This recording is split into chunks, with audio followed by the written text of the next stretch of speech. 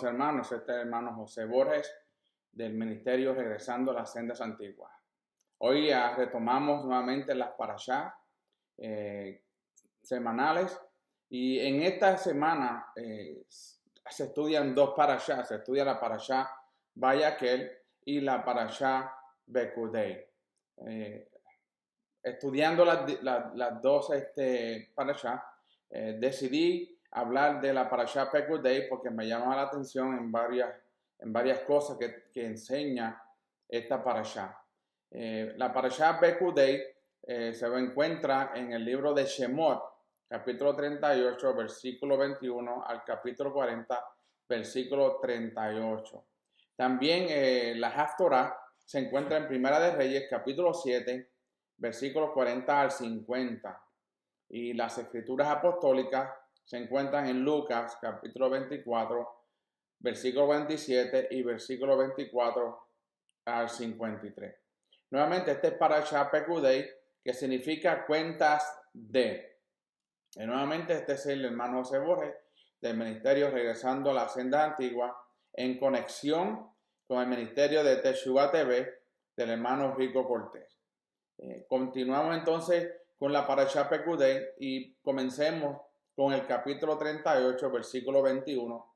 Y vamos a entender esta parashá y la vamos a aplicar también a los tiempos de nosotros, porque las parashás fueron escritas a un pueblo específico, pero que nos trae un mensaje a nuestras vidas. El versículo 21 del capítulo 38 lee de la siguiente manera. Dice, estas son las cuentas del tabernáculo. El tabernáculo del testimonio, según fueron contadas conforme al mandato de Moshe. El servicio de los levitas estuvo bajo la dirección de Itamar, hijo del sacerdote Aarón. Aquí vemos que Moshe dio la orden para que rindieran cuenta a todo el pueblo de cómo se había utilizado el material donado para la obra del Eterno. Interesante que hasta en la construcción del tabernáculo, siendo todos los materiales que se usaron fueron creados por el Eterno, pues dice la Escritura que de Él es toda la tierra y la plenitud y todo lo que en ella habita. Él le dice a Moshe de que le diga al pueblo de cómo fue utilizado todo el material para la obra del Eterno. Por ejemplo, para que no haya ninguna duda de que el Eterno haya usado eso en vano o no lo haya usado todo lo que se pidió. No solo el pueblo de Israel podía ver estas cuentas, sino todo el mundo que tiene acceso a la Torá puede ver cómo Moshe había administrado el oro, la plata, el cobre, las piedras preciosas y los demás objetos de valor. Nuevamente, vemos que el Eterno es bien justo y es bien recto en las cosas que Él ha establecido y lo que Él ha hecho por medio de su pueblo. Aquí todo el mundo tenía derecho y aún hoy, en el día de hoy, nosotros al leer la Torá podemos ver cómo se usó esos elementos como el oro, la plata, el cobre y todas las piedras preciosas. Esto nos enseña la importancia de tener cuentas claras en las congregaciones y en la administración pública de cualquier organización. Eso ha sido un mal que hemos vivido muchos años, que aún en los países políticamente hablando le han robado al pueblo y no le han dado cuentas al pueblo de por qué y cómo han gastado ese dinero, como también ha sucedido en muchas congregaciones. Entonces vemos que Moshe tomó la iniciativa para hacer esta redención de cuentas ante el pueblo para que nadie le acusara de corrupto. Aún Moshe también estaba enseñando su lealtad y su rectitud en cuanto a las cosas que se usaron para la construcción del tabernáculo, para que nadie lo juzgara y lo señalara de que él había robado algo. En ningún momento dio oportunidad para que el pueblo pensara que él se había hecho rico a costa de los donativos de la obra del Eterno, como está escrito en Número 16:15, el versículo B. Este es Moshe hablando, dice, no he tomado de ellos ni un solo asno, ni le he hecho daño a ninguno de ellos. Aquí vemos que Moshe podía haber reclamado el asno que usó para ir de Madián a Egipto cuando fue llamado a servir en la obra del Eterno, haciendo referencia a Shemot, capítulo 4, versículo 20. Él entregó su propiedad personal para cumplir con la tarea de sacar al pueblo de la esclavitud y no la reclamó después, aunque tenía todo el derecho para hacerlo. Pero Moshe, siendo un prototipo del Mesías, él no iba a robar nada ni a hacer algo que hubiese traído vergüenza a Moshe, y no solo a Moshe, también vergüenza al Eterno. En 1 Samuel capítulo 12 versículo 3, el profeta Samuel está hablando delante del pueblo según está escrito, como dice: aquí estoy, testificar contra mí delante de Hashem y delante de su ungido. ¿A quién he quitado buey? ¿O a quién he quitado asno? ¿O a quién he defraudado? ¿A quién he oprimido?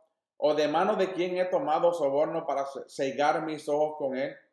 Testificar y yo os los restituiré.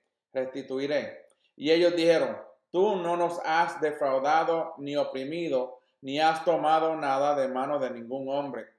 Aquí vemos otro varón del Eterno, Samuel, que también estaba diciéndole al pueblo que si alguien tenía alguna prueba de que él había oprimido al pueblo, de que le había quitado algo, que pasara al frente y lo trajera. Pero dice la escritura que ellos dijeron: tú no has defraudado ni oprimido ni has tomado nada de mano de ningún hombre. Segunda de Corintios capítulo 7 versículo 2 también nos habla, dice: acéptanos, a nadie hemos ofendido, a nadie hemos corrompido, de nadie hemos tomado ventaja. Y esto habla entonces también, segunda de Corintios, cuando se habla el Rab Shaul que escribe esta escritura. El procedimiento de Moshe en relación con los objetos de valor del tabernáculo es un ejemplo para todo líder que administre el dinero, y especialmente el dinero que ha sido donado para la obra del Eterno. Como dije anteriormente, esto es una parashá que trae a conciencia a aquellas personas que están de liderazgo en diferentes organizaciones, ya sean organizaciones sociales o como eclesiásticas, congregaciones cristianas o congregaciones mesiánicas. No importa la congregación o la organización que sea, hay que tener cuidado y ser un ejemplo. Cada líder tiene que ser un ejemplo de cómo administrar el dinero, porque eso lo que puede hacer es traer, no solamente desviar a las personas porque un líder, un hombre actúa de una manera negativa, pero también muchos pensarían mal del Eterno, y eso traería deshonra, shame, al Eterno por medio de esos líderes. Y muchos de hoy día pues piensan de esa manera, y por eso es que muchas veces no van acá a las congregaciones o a lugares de reunión donde se enseña la escritura, la Torah, o ya sea en denominaciones cristianas, porque han perdido la confianza de esos líderes. Vemos que al viajar por los diferentes países, uno se da cuenta de que hay mucho descuido en estas áreas por la parte de los que administran la economía de las congregaciones, como mencioné anteriormente.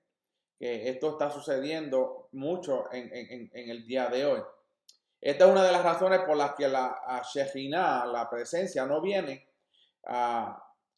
más fuerte sobre nosotros, porque no estamos haciendo las cosas correctamente, como el Eterno pide que lo hagamos. Si uno es líder y tiene una congregación a cargo y está recogiendo ofrenda o diezmo, tiene que ser un buen administrador para que no dé un mal ejemplo. Si no administramos bien nuestra economía privada y la colectiva, no vamos a poder administrar las manifestaciones espirituales. Qué interesante que las cosas materiales necesitan todo el empeño cuando se trata de ser un buen mayordomo y ser fiel a la economía privada, especialmente la de la familia y la colectiva. Si no hemos sido fieles con las riquezas de este mundo, ¿cómo entonces vamos a poder serle fieles con las verdaderas riquezas?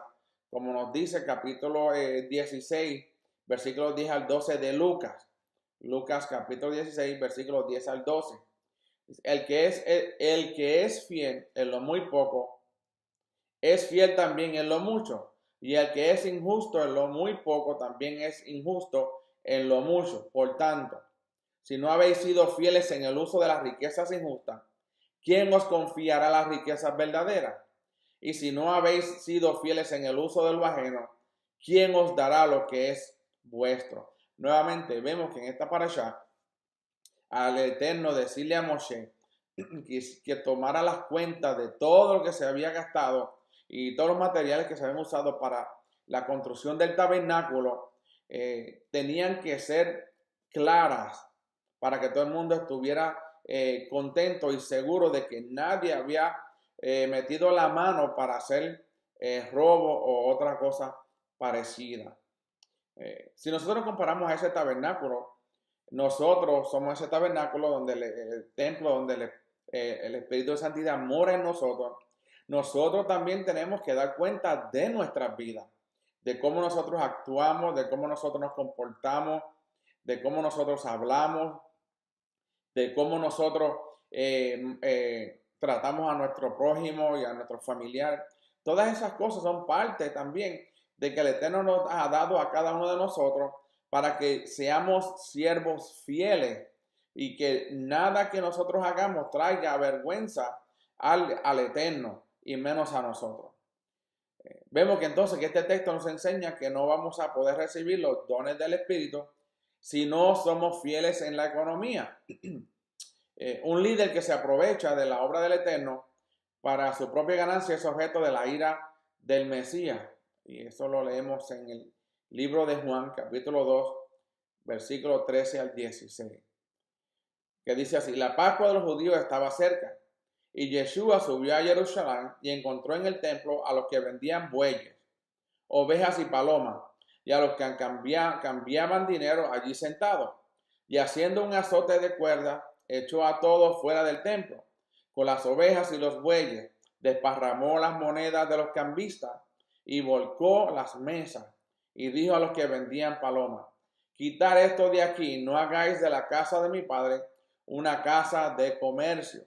Ahora bien, vamos a analizar qué es lo que estaba pasando aquí. ¿Se acuerdan esa historia cuando Yeshua va a entrar para el templo y se enoja, le entra ira y agarra un azote y empieza a azotar a todos los que estaban allí, a virar las mesas, y vamos a ver por qué él lo hizo? La ira del Mesías no fue contra personas sinceras que querían ofrecer al pueblo la posibilidad de comprar su animal para el sacrificio. Acuérdense, tenía que haber un lugar para que compraran el sacrificio para que lo llevaran al templo.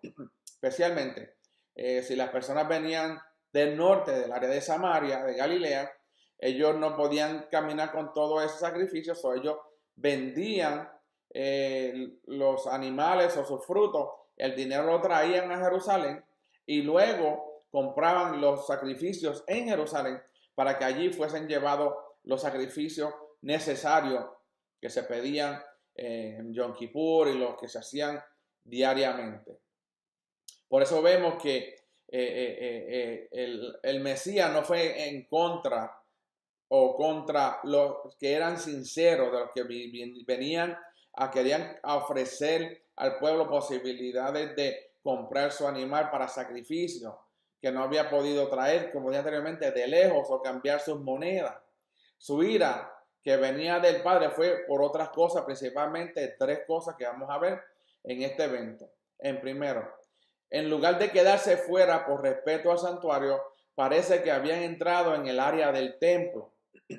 Nuevamente, había un área específica, si no me equivoco, en el área del sur del templo, por la entrada de Hulda, había un mercado donde allí era que se podían comprar los animales para luego llevarlos al templo. Pareciera que hubo personas que estaban cerca y habían entrado al área del templo. El segundo posibilidad de la ira del Eterno fue que en lugar de ofrecer precios normales, los subían y se abusaban de los adoradores que venían para ofrendar al Eterno. Nuevamente, eso se ve en el día de hoy. Los precios, usted va yo sé que eso se le llama competencia. En el día de hoy, usted ve una gasolinera en una esquina, ve la otra, y usted ve que tienen precios diferentes, pero tienen que mantenerse en el precio que el Estado ha puesto. Ahora bien, muchos se van por encima de los precios y se aprovechaban. En este caso, habían varios que estaban buscando los animales para el sacrificio y muchos se estaban abusando de aquellos adoradores que venían a buscar la ofrenda para el Eterno. Un ejemplo también lo podemos ver. Siempre que hay un huracán, ya sea en las costas de los Estados Unidos, ya sea en las islas del Caribe, usted ve que la gente se aprovecha y un paquete de agua que puede costar a lo mejor $5, una de 48, $5, si hay un huracán y hay una necesidad, lo suben a $10, a 15 y 20 por la necesidad de cada persona. Pero eso es justo, no es justo. Delante de los ojos del Eterno, eso es injusticia porque está abusando de su prójimo. Y el Eterno no quiere que nadie abuse de su prójimo por la necesidad que hay en el momento. El tercer punto era que en lugar de servirle al pueblo con amor, se aprovechaban para enriquecerse económicamente de la obra del Eterno. Ahora bien, yo no digo todos, pero hay un porciento alto de que están en las congregaciones o en las iglesias, las denominaciones, que se están haciendo ricos a cuenta de la obra del Eterno. Hay muchos que son justos, no estoy aquí para juzgar a nadie, pero los ve uno en las noticias de cómo muchos se están enriqueciendo económicamente de la obra del Eterno. Cuando el Eterno nos envió a cuidar a las viudas, a los pobres y a los huérfanos. A esos son los que tenemos que cuidar. Pero lo vemos que hay muchas congregaciones que se están haciendo millonarios en la obra del Eterno. Nuevamente, yo no soy el que voy a juzgar. La palabra va a juzgar y el Eterno dirá la última palabra. El último punto es la razón de mayor ira del Mesías. Hay de aquellos líderes que ven la obra del Eterno como un medio de ganancia económica personal, como nos dice Hechos, capítulo 8, versículo 20. Entonces Kefa le dijo, que tu plata perezca contigo, porque pensaste que podía obtener el don de Elohim con dinero. Hay de aquellos líderes que sacan el dinero de un pueblo necesitado para vivir bien a costa de los demás. Como dice también Primera de Timoteo 6:5, hombres de mente depravada que están privados de la verdad, que suponen que la piedad es un medio de ganancia. Nuevamente, la escritura es la que va a juzgar a toda esa persona, porque yo no puedo sentarme aquí y señalar y decir nombres, no puedo, porque yo no sé si ellos lo están haciendo de esa manera, pero la escritura los va a señalar en los últimos tiempos, cuando venga el juicio del Eterno hacia las naciones. Entonces vamos a ver quién era el que estaba fallando en estas escrituras y estaba fallando en cuestión del servicio al Eterno. Si lo estaban haciendo de todo corazón o tenían tenían algo escondido, una agenda para hacerse ricos, como dice la escritura, para vivir bien a costa de los demás. ¿Okay? Primera de Pedro también nos habla, capítulo 5, versículos del 1 al 2. Por tanto, a los ancianos entre vosotros exhorto yo, anciano como ellos y testigo de los padecimientos del Mesías, y también participante de la gloria que ha de ser revelada, pastorear el rebaño de Elohim entre vosotros, velando por él, no por obligación, sino voluntariamente, como quiere Elohim, no por la avaricia del dinero, sino con sincero deseo. Nuevamente vemos aquí a Pedro, en 1 de Pedro, capítulo 5, versículo del 1 al 2, que nos habla claramente lo que he venido diciendo, que nosotros, que seamos líderes, que no lo hagamos por obligación, sino que todo lo que hagamos para el Eterno sea voluntariamente. Si alguien tiene que decirnos a nosotros lo que tenemos que hacer, entonces no necesitamos tener un ministerio, porque tenemos que hacerlo voluntariamente, como Elohim quiere. Y esta es la parte que también habla, dice, no por la avaricia del dinero, sino con sincero deseo. Yo me pregunto, ¿por qué en la escritura, la Torá o toda la escritura, habla de todos estos ejemplos en la escritura y nos da un anuncio, un aviso de que estas cosas iban a suceder? Por estar, esas palabras no están ahí porque el Eterno dijo, vamos a ponerla para llenar un blanco, un espacio. No, estas son palabras que el Eterno está usando porque venía en los últimos tiempos y esto mismo que está hablando Pedro iba a suceder en nuestros tiempos. Y yo sé que hemos visto a personas pidiendo dinero al menesteroso por una necesidad. Si usted quiere ser sano, deme $500. Eso va en contra de todo lo que estamos estudiando en la escritura, porque no lo están haciendo voluntariamente, sino que lo están obligando para que reciba una sanidad, están obligando a dar un dinero cuando el Eterno sana libremente y sin precio. Es cierto que el que predica las buenas nuevas debe vivir de ello, como nos dice 1 Corintios 9:14, como dice, así también ordenó el Señor que los que proclaman las buenas nuevas vivan de las buenas nuevas.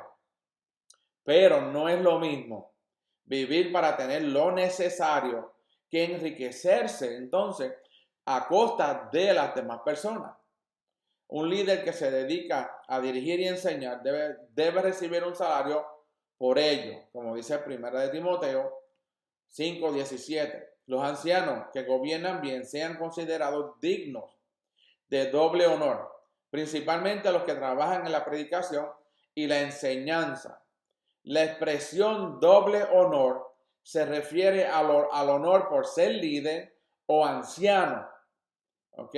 Y el honor por recibir remuneración económica es por su labor, haciendo referencia al libro de Hebreos, capítulo 5, versículo 4, Romanos 13:7, Mateo 15, del 4 al 6, y 1 Timoteo 5, del 3 al 4. Pregunta ahora, ¿cuánto dinero debe recibir un anciano que se dedica a la obra del Eterno a tiempo completo? Una buena regla es que tenga un salario medio para que no tenga escasez ni sea enriquecido a costa de las obras del Eterno. Si una comunidad no honra a su líder más que las cosas materiales, no va a prosperar. En otras palabras, si una congregación está más interesada en pagar un local de reuniones que mantener a un líder, está poniendo su propia comodidad ante la necesidad de ese líder. Y esto no es agradable para el Eterno. Qué interesante que en el Eterno vemos todo un balance, ni más ni menos. ¿Ve? Le dice suficientemente para que ese líder pueda sobrevivir. ¿Ok? Hay una historia, hay muchos cuentos de judíos hasídicos y a veces pues a mí me gusta leerlo, pero les voy a contar uno que me llamó la atención y es había un rabino que era muy flaco y pálido, él estaba flaco y bien pálido, tenía un caballo muy hermoso y bien cuidado. Una vez vino una señora anciana y le preguntó, ¿cómo es que usted tiene un aspecto tan miserable cuando su caballo está tan bien? El rabí contestó, el caballo lo cuido yo. En otras palabras, a mí me cuida la comunidad, pero el caballo lo cuido yo. Qué interesante que esta historia habla de un rabí que tenía un caballo y una congregación y él se veía más demacrado que el caballo. El caballo se veía más saludable porque él era el que lo cuidaba, pero el que tenía la responsabilidad de cuidar a ese rabí era la congregación. Si una congregación ama al Eterno, ¿okay?, y por lo tanto ama a la Torá, está valorando el trabajo del que enseña y predica de manera que lo pone como la máxima prioridad en la comunidad, deben ser compensados. Nuevamente, no es mucho más, no es mucho menos. Es más importante darle un sueldo digno al que se dedique a enseñar la Torá que pintar el local de reuniones y de conferencia. Si no se le da ofrenda y se mantiene a ese líder, ¿de qué vale tener una congregación, un edificio? Si el que está dando el pan no es el edificio, es la persona. Si hay que elegir entre una cosa y otra, el bienestar del líder va primero que el edificio. Y eso lo vemos hoy día también. En muchos edificios, en muchas congregaciones quieren tener el mejor edificio, la mejor congregación, la más grande, pero no está malo, siempre y cuando que el líder esté tratado justamente y con honor. ¿Okay? Capítulo 38, versículo 24, continúa diciendo: el total del oro empleado para la obra, en toda la obra del santuario, es decir, el oro de la ofrenda mecida, fue de 29 talentos y 730 ciclos, según el ciclo del santuario. Cuando se hace una ofrenda voluntaria del público, ¿okay?, siempre debe ser contada y registrada por escrito por un mínimo de 2 personas de suma confianza en la comunidad, no de las personas que están trabajando en la congregación o ninguna de las familias, ni nada que se parezca. Tienen que ser personas de afuera de la congregación, que no tienen nada que ver con el liderazgo, y que sean personas de suma confianza en la comunidad. Todo el dinero recogido debe ser apuntado en un libro de cuentas, haciendo referencia a Filipenses capítulo 4, versículo 15. Cada ingreso registrado en el libro de cuentas debe tener un recibo adicional firmado por 2 personas que justifique la cantidad registrada en el libro. En el libro de cuentas también debe haber un registro de todos los gastos de la congregación. Para cada gasto tiene que haber un justificante sello y o firmado por la persona o la empresa que ha recibido el dinero, para que no haya duda ninguna. Si es una compra, se añade la factura de compra. El libro de cuentas tiene que ser accesible a todos los miembros de la comunidad. Lamentablemente, pues eso muchas veces no sucede en las congregaciones. El libro de cuentas tiene que ser accesible a todos los miembros de la comunidad. En la administración económica tiene que haber una total transparencia para que no se levanten sospechas de malversación de fondos y de abuso de los bienes comunes. Todo lo que se entrega a las congregaciones es un bien común. Si la congregación posee una cuenta bancaria, la cuenta no puede estar en nombre de un individuo. Si la congregación ha sido registrada como persona jurídica, puede abrir cuenta como tal, pero en el caso de que no es una persona jurídica, debe haber 3 firmantes de la cuenta bancaria de la congregación. Aunque esté en nombre de uno de los 3, la cuenta no debe estar en el nombre del que recibe salario de la congregación por su trabajo. En otras palabras, la cuenta tiene que estar a nombre de una persona que no está envuelta en la congregación y recibe un salario de esa congregación. En otras palabras, si un líder es el que está recibiendo dinero de la congregación, para tener cuentas claras, el nombre de esa persona no debe estar en el recibo del salario de la congregación por su trabajo, porque eso trae conflicto de intereses. ¿Okay? Si un anciano o líder recibe un sueldo por su trabajo en la comunidad, no debe administrar las cuentas de la comunidad. Nuevamente, hablando de conflicto de intereses.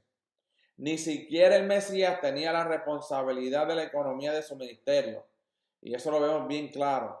Sino tenía un shalía, un apóstol, designado especialmente para este fin. Y sabemos quién era el que tenía las cuentas. ¿Quién era el tesorero? El Judas, el discípulo Judas. ¿Okay? El Mesías no estaba envuelto en el dinero que se redaba, que recogían para ellos. Las cuentas deben ser administradas por una sola persona, pero siempre debe tener 2 revisores que revisen las cuentas periódicamente.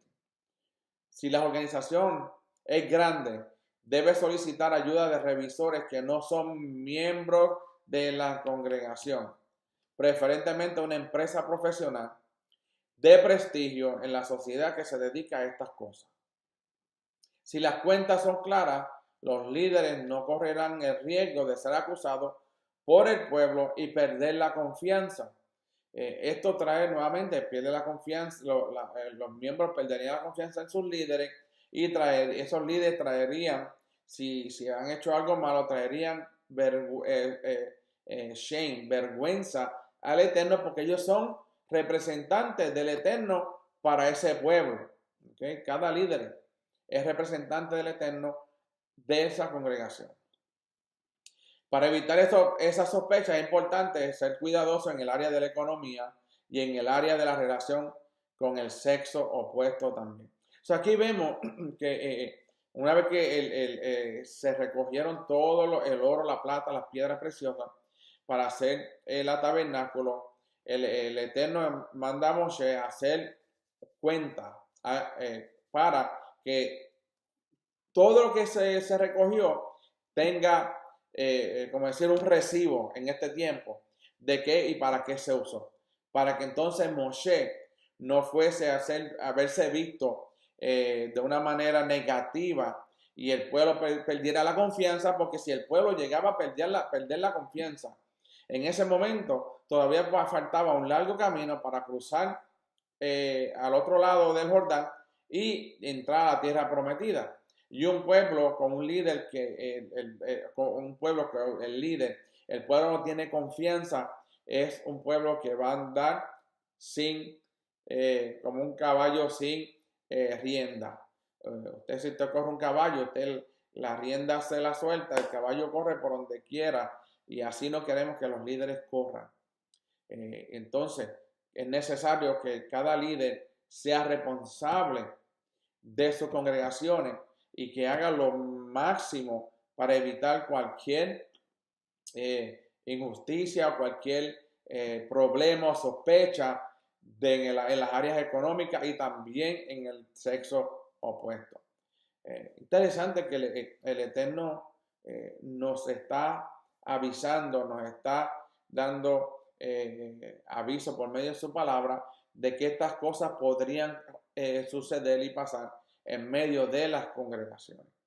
Y por eso la Torah es tan importante para nuestras vidas, porque así aquellos que somos líderes tenemos que aprender a que debemos hacer las cosas claras delante del Eterno y delante del pueblo, para que así no haya ninguna duda y desconfianza y la Torah sea enseñada libremente sin tener un obstáculo que aguante el conocimiento de la persona por medio del estudio de la Torah.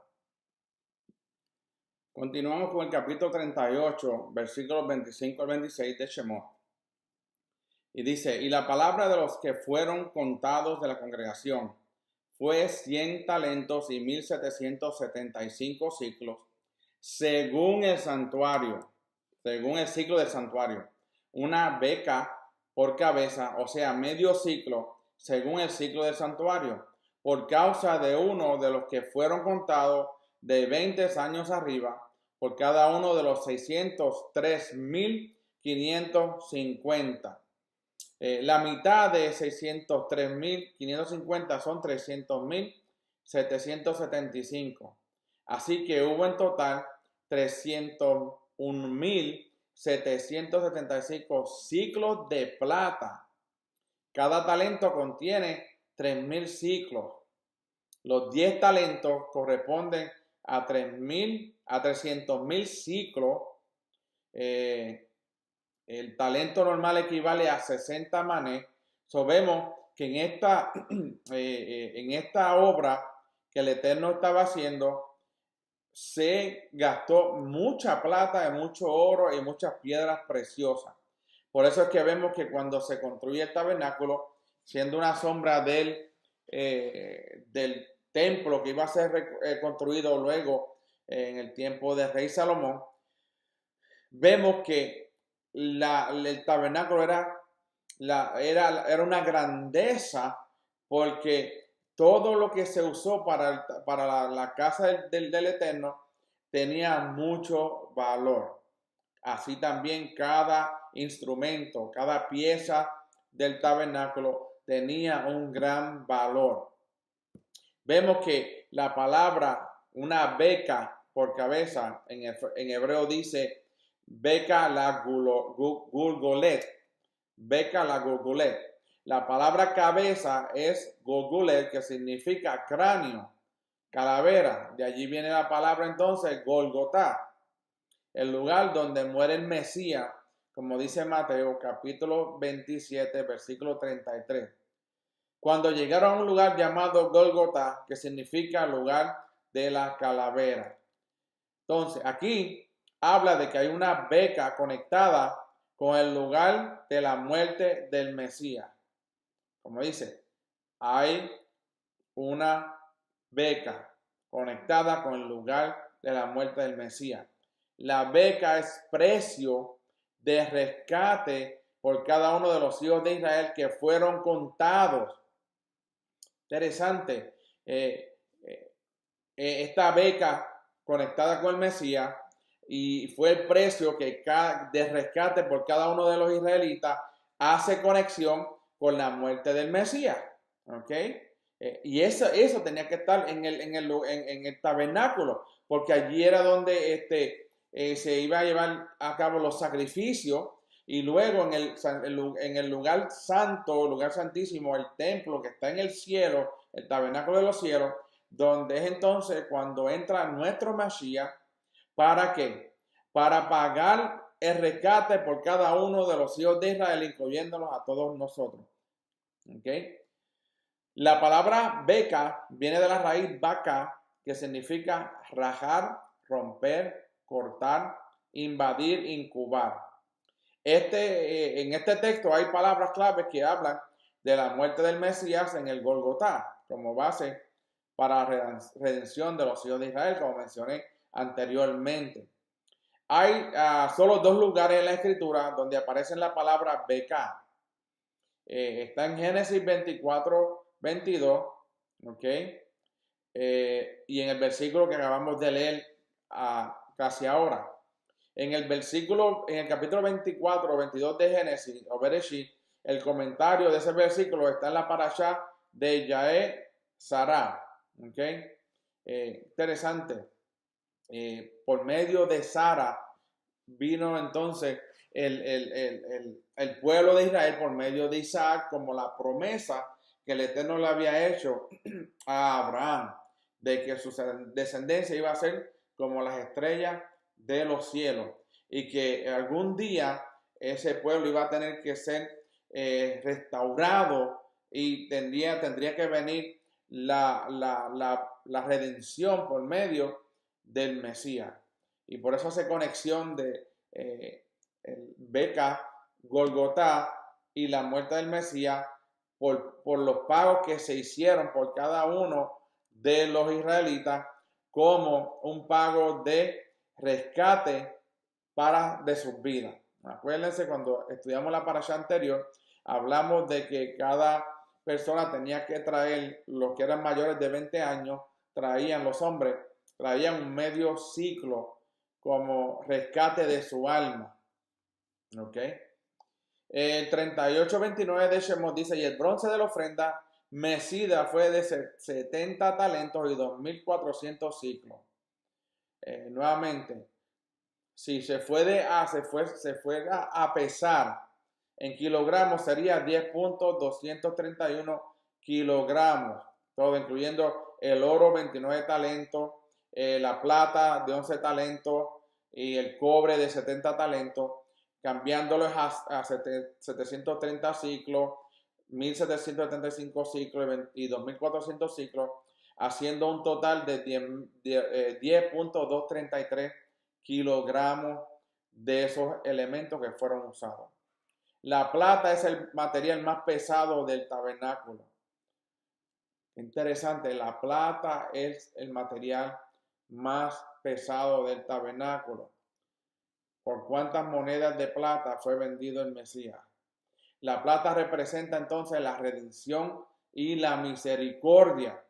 Cuando Judas fue y vendió al Mesías por 30 monedas de plata, lo que estaba haciendo era que iba a traer la redención y la misericordia por medio del mismo Mesías. Es interesante destacar que el cobre o bronce tenía menos peso que la plata. El cobre representa el juicio y la justicia. Esto nos enseña que la misericordia del Eterno supera su juicio, como dice Romanos 15:20. Nuevamente, esto nos enseña que la misericordia del Eterno supera su juicio. Romanos 5:20. Y la ley se introdujo para que abundara la transgresión, pero donde el pecado abundó, sobreabundó la gracia. Nuevamente, vemos que la misericordia del Eterno supera su juicio. También lo vemos en Salmo 103, capítulo 103, versículo 10. No nos ha tratado según nuestros pecados, ni nos ha pagado conforme a nuestras iniquidades. Lo leo nuevamente, Salmo 103, 10. No nos ha tratado según nuestros pecados, ni nos ha pagado conforme a nuestras iniquidades. ¿Por qué? Porque la misericordia de Él va sobre la justicia, sobre el juicio, que Él va a traer, siempre y cuando la persona llegue a un arrepentimiento y camine rectamente delante del Eterno. ¿Okay? Tito, capítulo 3, versículo 5, también nos habla, dice, Él nos salvó, no por obras de justicia que nosotros hubiéramos hecho, sino conforme a su misericordia, por medio del lavamiento de la regeneración y la renovación por el Espíritu de santidad. Estos dos materiales, la plata y el cobre, son el fundamento del tabernáculo. ¿Okay? En la tienda de reunión hay 100 basas de plata que hablan de la misericordia del Eterno, y en las 6 basas de los pilares del atrio hay cobre que hablan de la justicia del Eterno. Cuando usted ve el tabernáculo, usted está viendo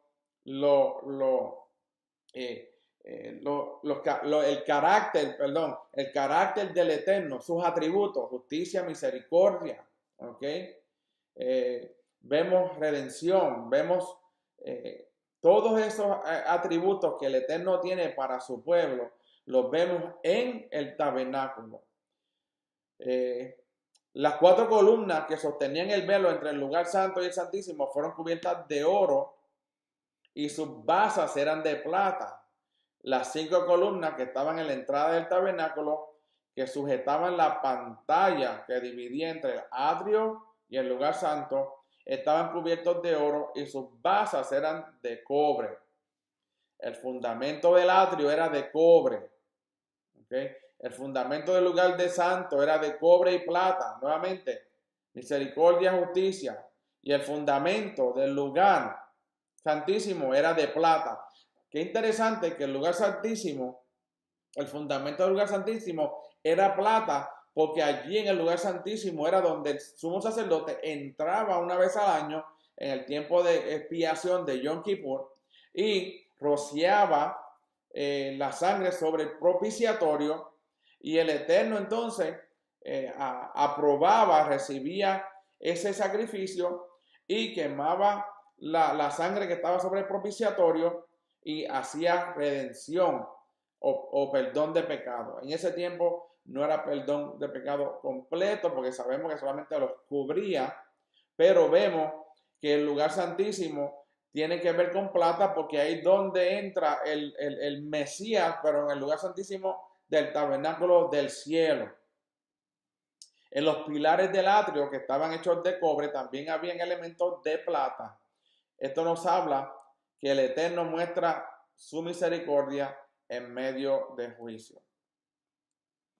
El Eterno muestra su misericordia por medio del juicio. La justicia del Eterno siempre es la que guía al Eterno para obrar por medio de misericordia.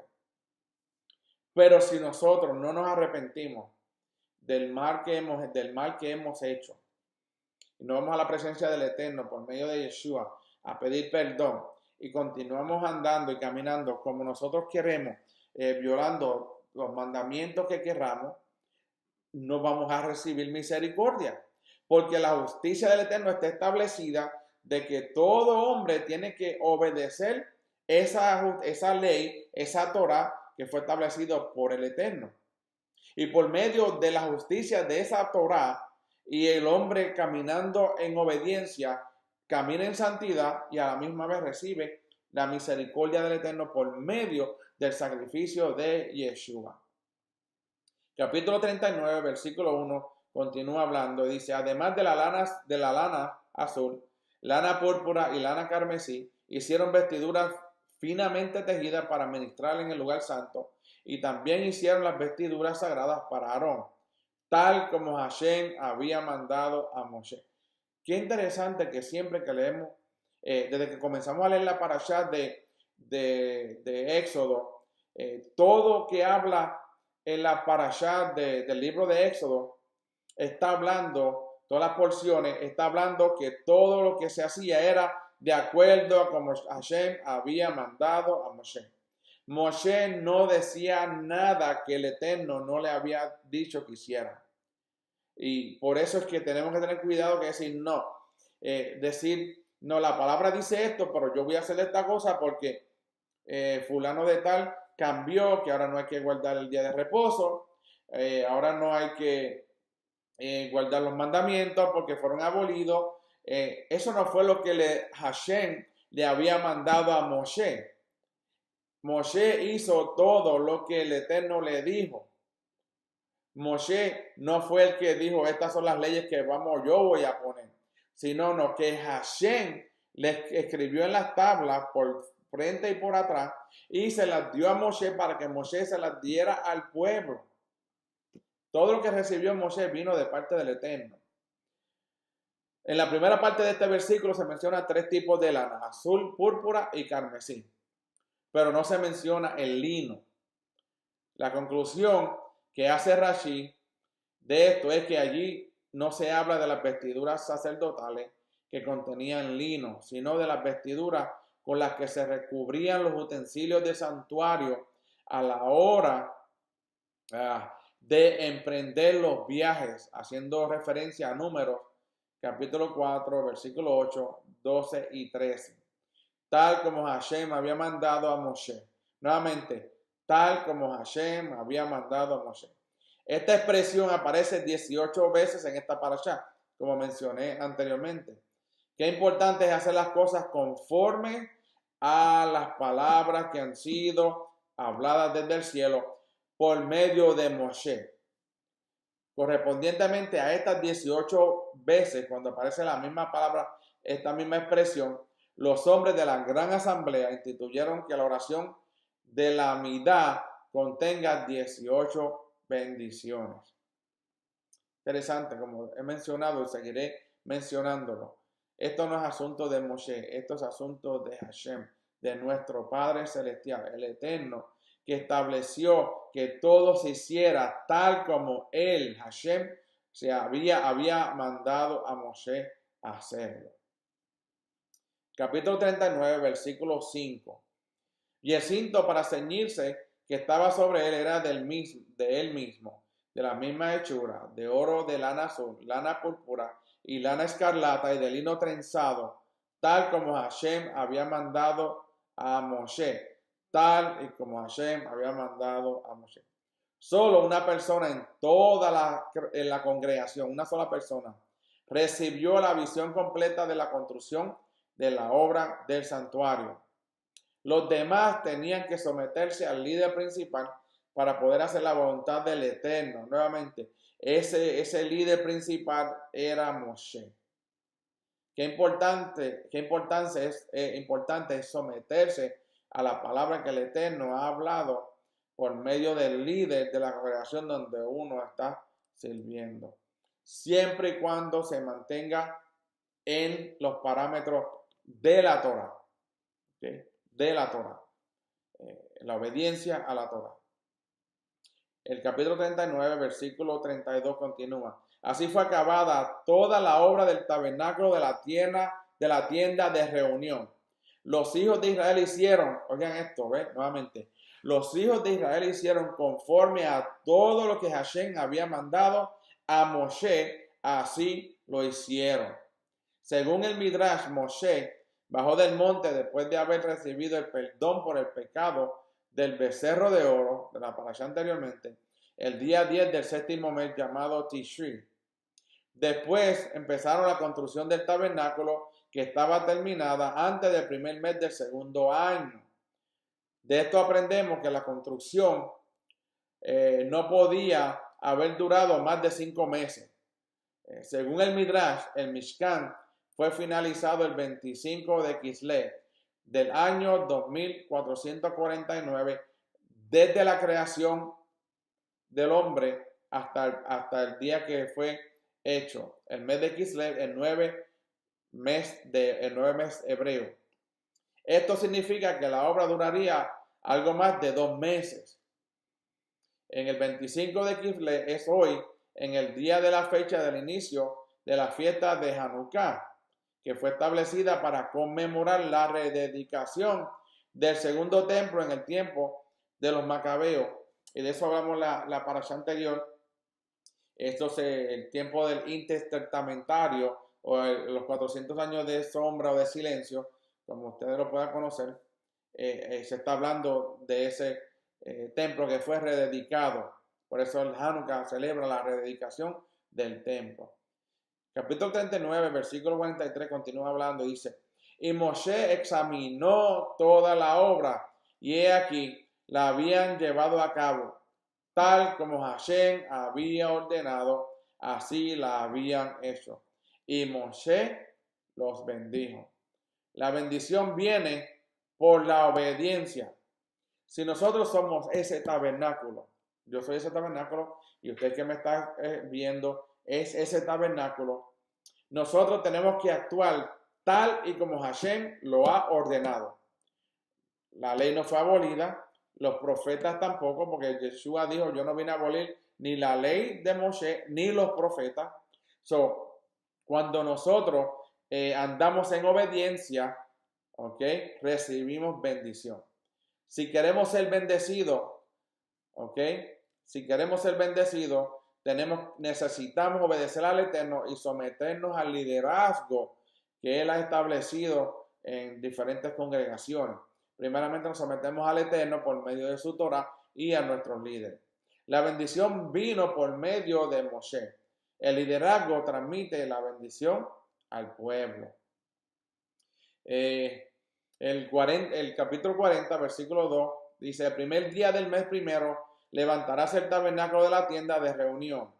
El mes de Abib o Nisan es el mes de la redención, y también para el inicio del culto en el santuario, según haciendo referencia al profeta Ezequiel, capítulo 45, 18, segunda de Crónicas, capítulo 29, 3 y 17, y Esdras, capítulo 7, 9. Según Rashi, el tabernáculo fue levantado el octavo día de la iniciación de los sacerdotes. Esos son datos que pueden encontrar si usted busca en diferentes lugares de la Escritura. Capítulo 40, versículo 18, continúa hablando, dice: Moshe levantó el tabernáculo y puso sus basas, colocó sus tablas, metió sus barras y arrilló su columna. Moshe fue el que levantó el tabernáculo. De esto aprendemos que el Mesías es el que levanta el templo santo de los creyentes en él, según haciendo referencia a Mateo 16, 18. Y continúa hablando, el capítulo 40-33 dice, levantó el atrio alrededor del tabernáculo y del altar y colgó la cortina para la entrada del atrio. Así acabó Moshe la obra. El capítulo 40, versículo 34, entonces la nube cubrió la tienda de reunión y la gloria de Hashem llenó el tabernáculo. Cuando la casa del Eterno estaba terminada, el Eterno entró para morar en ella.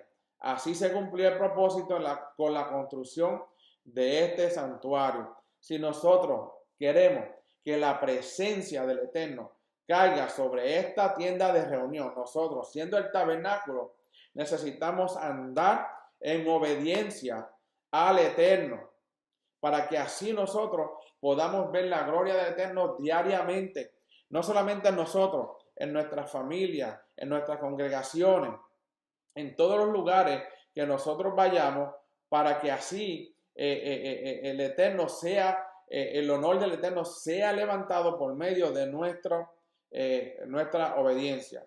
Y el 40-38 continúa diciendo, porque la nube de Hashem estaba de día sobre el tabernáculo y de noche había fuego allí a la vista de toda la casa de Israel en todas sus jornadas. La palabra jornada también incluye los lugares donde acampaban, porque desde cada lugar emprendieron nuevos viajes. La nube no estaba sobre el tabernáculo durante los viajes, solo cuando acampaban, haciendo referencia a Shemot 40-36. Con esta parashá terminamos entonces el libro de Shemot, y como de costumbre, cuando se termina un libro de la Torá, decimos Hazak, Hazak, Venik, Sahé, sé fuerte y seamos fortalecidos. Nuevamente, continuamos estudiando las porciones semanalmente, y en la próxima semana comenzamos entonces con el libro de Levítico, el Vaikra, donde vamos a hablar de diríamos, de las leyes, de las instrucciones en detalle. También vamos a estudiar sobre las fiestas que el Eterno establece en el pueblo de Israel, y así tengamos un mejor conocimiento de que la Torá todavía está vigente, que nada ha sido abolido y que todo lo que el Eterno le dio a Moshe, según se lo dio a Moshe, nosotros también debemos cumplirlo. El Eterno los bendiga y los guarde, que el Eterno haga resplandecer su rostro sobre ustedes, que el Eterno tenga misericordia y que el Eterno ponga su shalom. Será hasta la próxima semana, Shabbat, y nos veremos en el próximo estudio de la próxima parashá. Que el Eterno los bendiga.